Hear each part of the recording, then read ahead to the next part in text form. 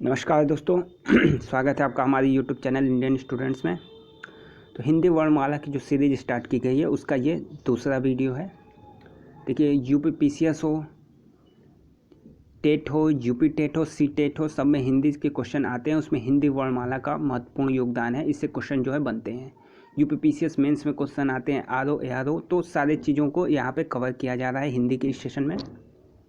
तो ये जो है यहाँ दूसरा वीडियो है इसका जिसमें हम लोग हिंदी स्वरों का वर्गीकरण पढ़ेंगे उच्चारण की दृष्टि से। ठीक, तो शुरू करते हैं।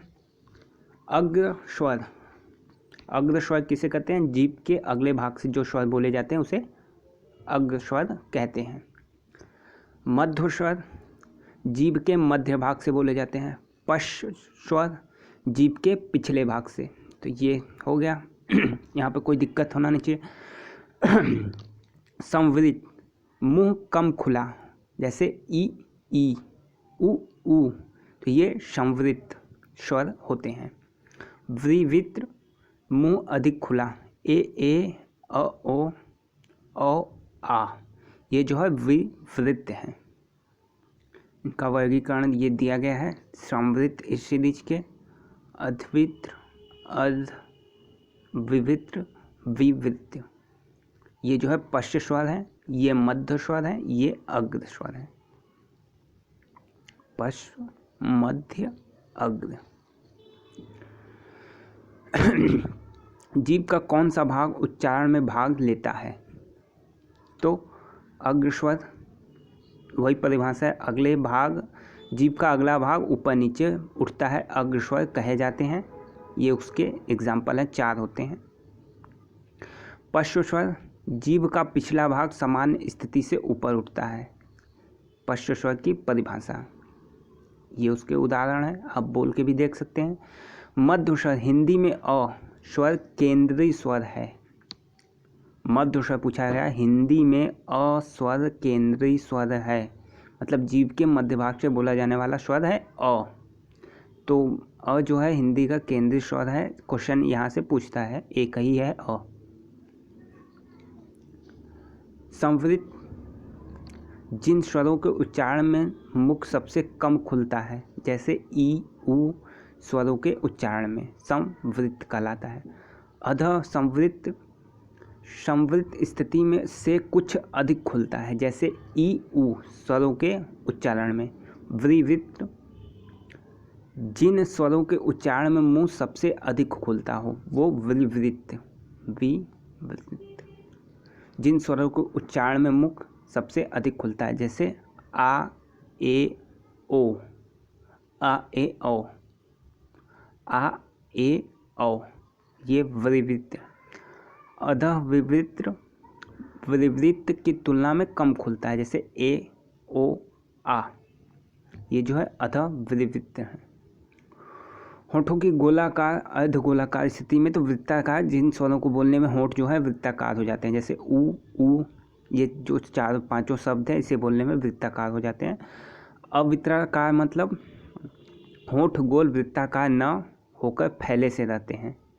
अ आ ई ए, ये जो है अधवृत्ताकार में आते हैं। अब स्वरों के पारस्परिक अंतर देख लीजिए, जैसे अ जो है ह्रस्व स्वर है, आ दीर्घ स्वर है, ई जो है ह्रस्व स्वर है। कहाँ से बोले जाते हैं? अ आ जो है कंठ से बोले जाते हैं, अ आ कंठ से। ई जो है तालुक, तालब्य से ई बोला जाता है। ये बाकी सारी चीज़ें हैं, आप लोग देख सकते हैं। ई उ स्वर कौन सा है? दीर्घ है, ह्रस्व है, और कहाँ से बोले जाते हैं, ये चीज़ यहाँ पे दिया गया है।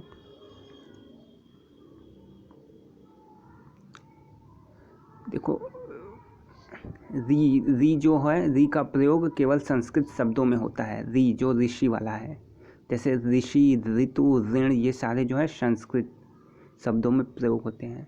तो अगर आपसे पूछे कि कौन सा शब्द, 4 ऑप्शन दे दे तो कि केवल संस्कृत शब्दों में प्रयोग होता है, तो री, ऋषि वाला। आगत स्वर आप देख लीजिए।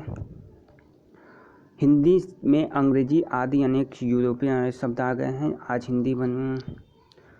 उदाहरण के लिए कॉपी, डॉक्टर, कॉफ़ी, आदि ध्वनियों में ओ ध्वनि न ही हिंदी की है। ठीक है, तो ये जो है आगत। शुद्ध अशुद्ध रूप देख लीजिए। देखिए डॉक्टर जो है ये अशुद्ध है, डा के ऊपर इस तरीके से मात्रा लगती है, वो शुद्ध डॉक्टर है। जैसे कॉपी कॉपी, तो शुद्ध अशुद्ध छाँटने को आता है। तो ये चीज़ आप लोग ध्यान रखिएगा, डा के ऊपर इस तरीके का लगता है आ।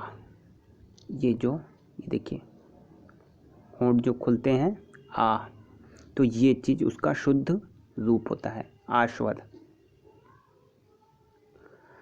अनुनासिक, जिन स्वरों का उच्चारण करते समय वायु को मुख के साथ साथ नाक से भी बाहर निकल जाता है, तब वे अनुनासिक कहलाते हैं।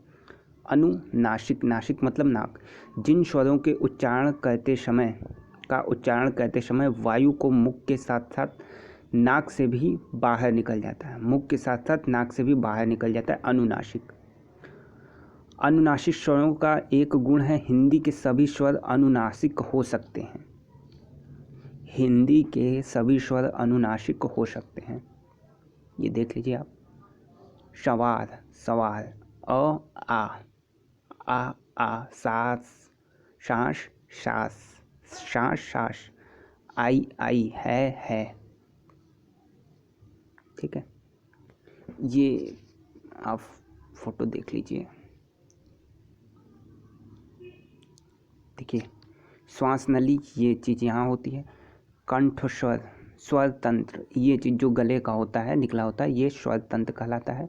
कहाँ से जो आवाज़ें निकलती हैं, आगे वाली वीडियो में इसका जो है उपयोग किया जाएगा, बताया जाएगा। कौवाज ये चीज़ है। जीभ, होंठ, दांत, वत्स, यहाँ पे जो होता है कोमल तालु होता है। ये चीज़ मुर्गा होती है, ये कठोर तालु होता है।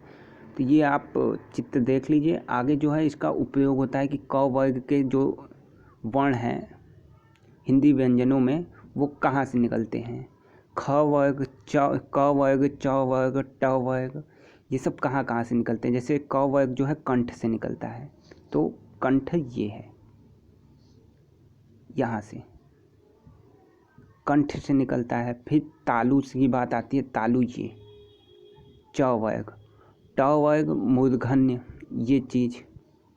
तो ऐसे ही आगे जो है इधर से जाते हुए इस तरीके से क से लास्ट वर्ग तक ह च अलग अलग स्थान है, कहाँ से वो निकाले जाते हैं, उच्चारण स्थान, वो जो है बताया जाएगा।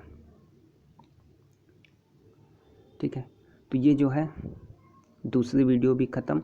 आगे जो तीसरी वीडियो है उसमें हिंदी व्यंजनों का वर्गीकरण, यहाँ पे हिंदी स्वरों का वर्गीकरण हुआ है।